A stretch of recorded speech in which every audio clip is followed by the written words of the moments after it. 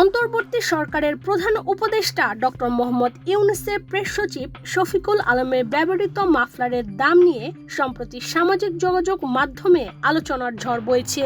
Press সচিবের ব্যবহৃত মাফলারটির দাম নিয়ে কেউ কেউ সমালোচনা করছেন।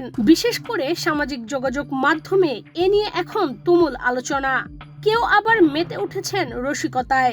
নিজের ব্যবহৃত মাফলারটি নিয়ে রসিকতা থেকে বাদ যাননি প্রেস সচিব নিজেও। এরই মধ্যে আলোচিত সেই মাফলারটি বিক্রির ঘোষণা দিয়েছেন প্রধান উপদেষ্টার প্রেস সচিব শফিকুল আলম। শনিবার 1 ফেব্রুয়ারি নিজের ভেরিফাইড ফেসবুক আইডিতে এক পোস্টে এ ঘোষণা দেন তিনি। রসিকতা করে ফেসবুক পোস্টে তিনি লিখেন, আলোচিত ও সমালোচিত বারবেরি মাফলারটি তার আসল দাম ৮৬,৬০০ টাকায় বিক্রি করা হবে। কোন সহৃদয় ব্যক্তি অভয়ারণ্য বাংলাদেশ অ্যানিমেল ওয়েলফেয়ারের ফাউন্ডেশনে এই টাকা দিয়ে মাফলারটি কিনতে পারবেন। তিনি আরো বলেন, পরিচয় গোপন রেখে আওয়ামী লীগের সমর্থকরাও মাফলারটি কিনতে পারবেন। তবে এজন্য আওয়ামী লীগ সমর্থককে অবশ্যই গুনতে হবে $৮৬,৬০০। অবশ্যই 2 বার ধোয়ার পর ক্রেতাকে মাফলারটি দেওয়া হবে।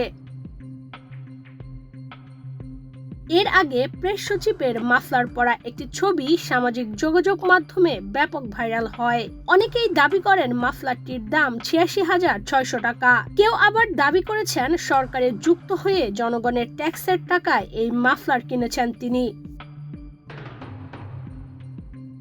মাফলার নিয়ে সমালোচনা করা কিছু ফেসবুক পোস্ট নিজের প্রোফাইলে শেয়ারও করেছেন প্রেস সচিব।